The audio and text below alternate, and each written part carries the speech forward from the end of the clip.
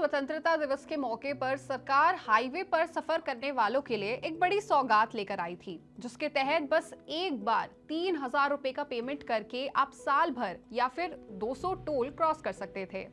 ऐसे में इस खबर ने कई सारे लोगों, जैसे वो लोग जो दिल्ली या एनसीआर में नौकरी करते हैं और आसपास जयपुर, मेरठ, आगरा, लखनऊ के रहने वाले हैं, या फिर छुट्टियों में अपनी गाड़ी उठाकर सैर करने चल देते हैं, ऐसे कई लोगों के लिए ये एक बड़ी खबर थी, जिसका फायदा कई लोग उठा भी रहे हैं। लेकिन अब सरकार इन पैसों को बढ़ाने के मूड में दिख रही है।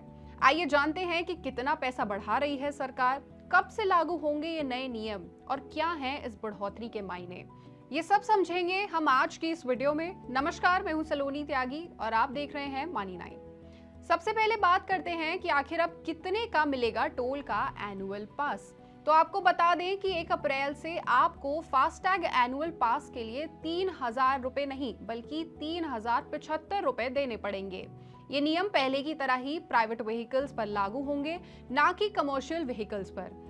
ऐसे में आप अगर अक्सर अपनी कार लेकर नेशनल हाईवे पर सफर करते हैं और बार बार टोल प्लाजा से गुजरते हैं, तो आपको यानी पूरे साल के फास्टैग पास के लिए करीब 75 रुपए का अतिरिक्त शुल्क देना होगा।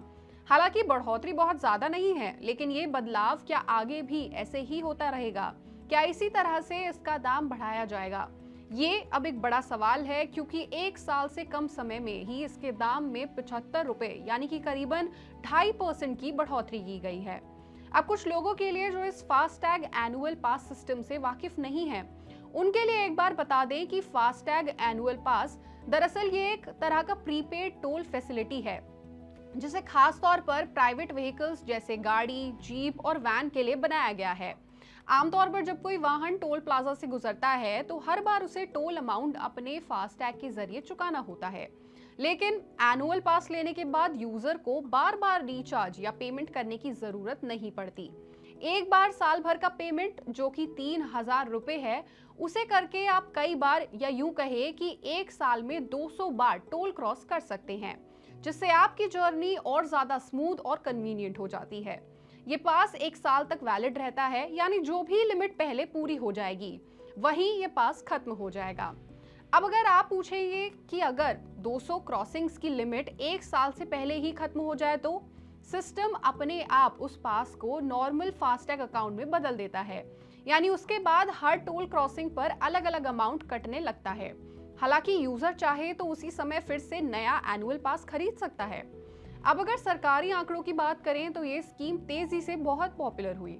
इसके अभी देश भर में 50 लाख से ज्यादा सब्सक्राइबर्स हैं जो इस एनुअल पास का इस्तेमाल कर रहे हैं।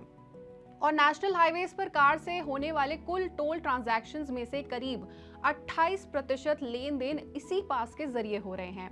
इससे साफ है कि फ्रीक्वेंट ट्रैवलर्स के बीच ये सिस्टम तेजी से पॉपुलर हो रहा है। ये एनुअल पास देश भर के करीब 1150 टोल प्लाजास पर काम करता है। अब अगर बात करें इसे खरीदने की, तो ये पास आप अपनी गाड़ी पर कैसे लगवा सकते हैं?